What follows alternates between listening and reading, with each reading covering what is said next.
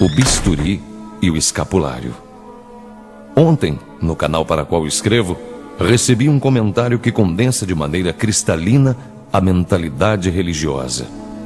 Uma pérola que se traduz à crase sanguínea da mentalidade fundamentalista. Mas, para que provas? Refleti por alguns segundos antes de responder, não porque as respostas não fossem simples e de meridiana clareza, mas porque precisava fazer o meu meia-culpa e aceitar que o crente não precisa de provas.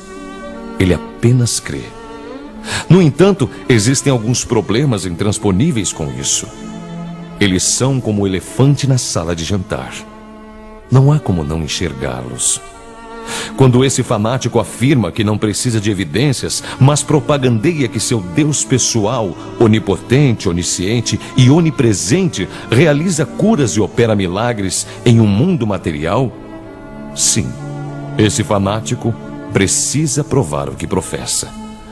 Quando ele vende esse produto, veste essa fantasia, conta o conto de fadas, ele assume tal responsabilidade.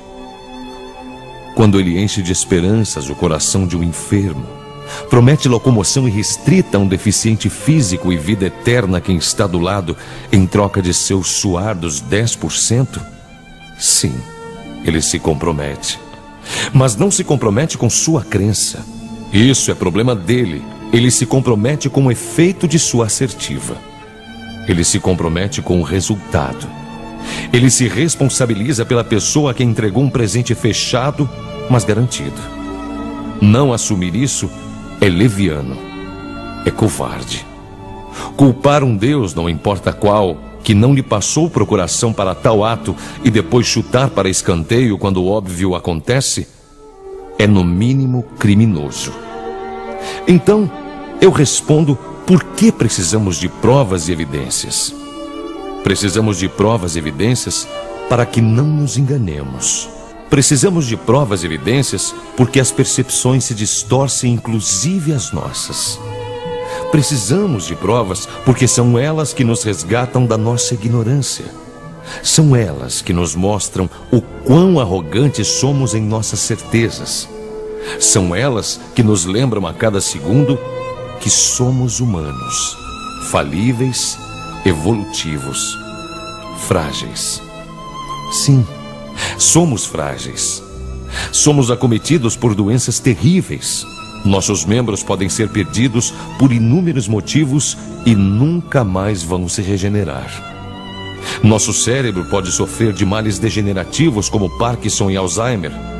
Ainda assim, esse teimoso primata, esse persistente bípede, esse ser tão sensível às alterações climáticas, ainda busca provas, ainda implora por razões. Maldito Homo sapiens! Por que desafias a Deus? Talvez porque toda vez que esse mesmo homem adoece, só pode contar consigo mesmo. Porque quando tem uma infecção, foi o fruto do seu trabalho que o curou. Porque a penicilina não lhe fora enviada em um ramo incandescente. Se hoje cânceres são curados, órgãos são reparados por maravilhas como a laparoscopia, doenças emocionais e mentais são tratadas por serotonina enviada como um míssil teleguiado ao coração do problema, agradeçam aos homens. Sim, isso mesmo. Agradeçam aos homens, seus ingratos.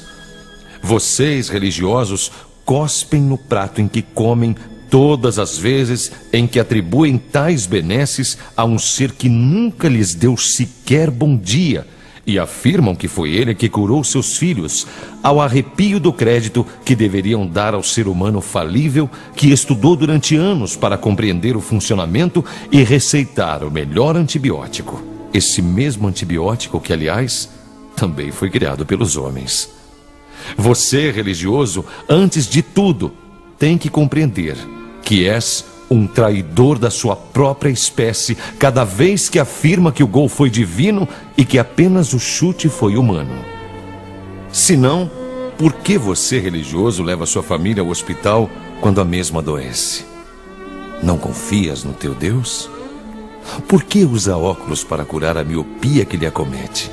Melhor, Por que o seu pastor, padre ou líder religioso também usa óculos? Onde se meteu o tal do jogue seus óculos fora, pois em nome de Jesus está curado ou a tua fé te salvou? Que hipocrisia é essa? Mas saibam que existe o outro lado. Querem provas ou evidências? Sem problemas. As entregamos. Todos os dias. Todas as vezes que você ingere uma aspirina e se sente melhor, somos capazes de explicar com detalhes por que isso aconteceu. E você, religioso, consegue justificar alguma suposta cura, alguma intervenção divina, alguma intercessão mediúnica?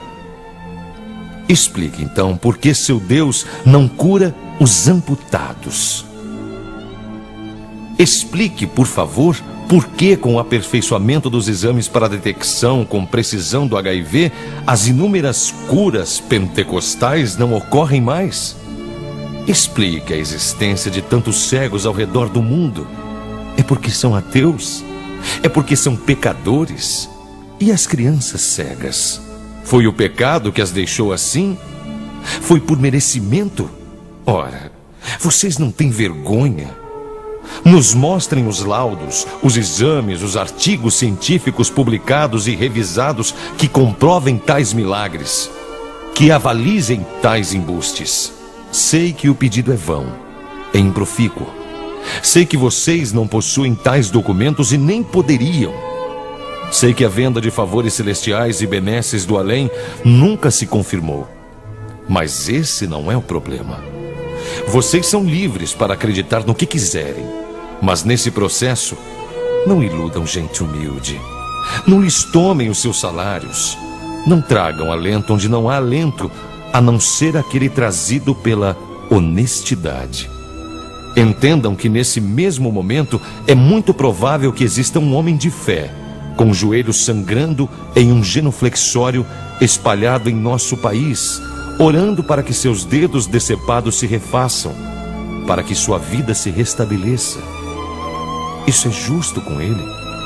Vamos lá, desçam de seus pedestais, deixem de lado o seu narcisismo ilimitado de acreditar que um ser todo-poderoso trabalha para vocês e me respondam: isso é certo? Se a dúvida singrou em sua consciência, mesmo que por apenas um segundo, já atingi meu objetivo. Faça algo de útil e pegue esse segundo de dúvida e o transforme em 1 minuto. E depois o estenda para 1 hora. Abra os livros seculares que você fechou para ler somente a Bíblia. Pergunte ao seu professor de ciências. Busque respostas lógicas, satisfatórias. Se deleite nas maravilhas científicas que trouxeram luz aonde só havia escuridão.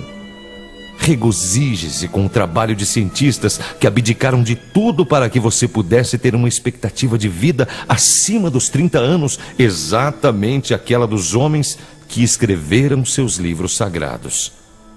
Por fim, quando você, religioso, de qualquer crença, for dormir à noite e em seu atavismo de arlequim for conversar com seu Deus, pergunte-lhe por que não debela tais dúvidas. Pergunte a ele por que não cura os amputados. Por que parou de ordenar: levanta-te e anda? Pergunte-lhe por que às vezes que precisou dele teve que resolver sozinho. Pergunte-lhe por que permite que crianças sejam molestadas muitas vezes por seus próprios representantes aqui na Terra. Pergunte-lhe por que é que ele permite que tragédias naturais ceifem de forma comezinha a vida de milhares de pessoas ao redor do mundo, enquanto entrega favores fúteis como a compra de um carro 0 quilômetro nos templos de nosso país.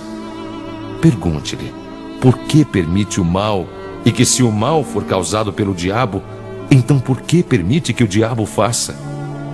Mas acima de tudo, pergunte ao seu Deus por que ele não responde com algo mais do que uma sensação. Se você é honesto o suficiente, ouvirá uma outra voz. Não, ela não é uma sensação, uma voz dentro da sua cabeça, e nem virá na forma de ondas sonoras. Ela virá como um soco no seu estômago, um tapa na cara. Essa é a voz da razão. É a voz que não cala, que mata a cobra e mostra o pau. É a voz que pergunta, mas que também responde. É a voz que afirma que metafísico é o caralho, que transcendental é a mentira disfarçada de filosofia. É a que implora por questionamentos, é a que certifica que a fé é inútil e é supérflua.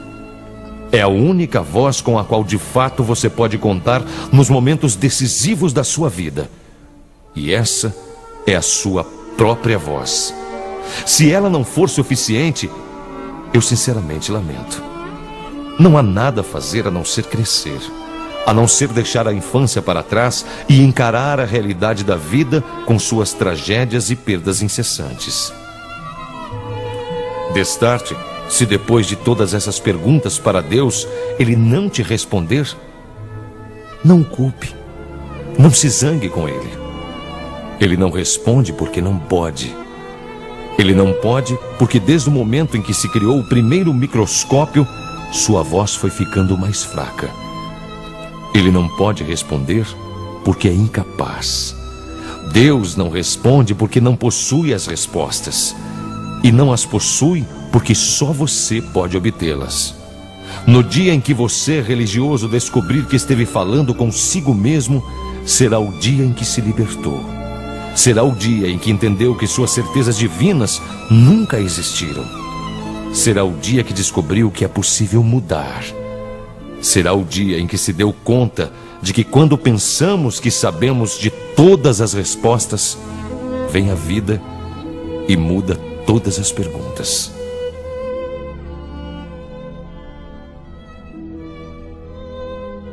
Texto de H.P. Charles.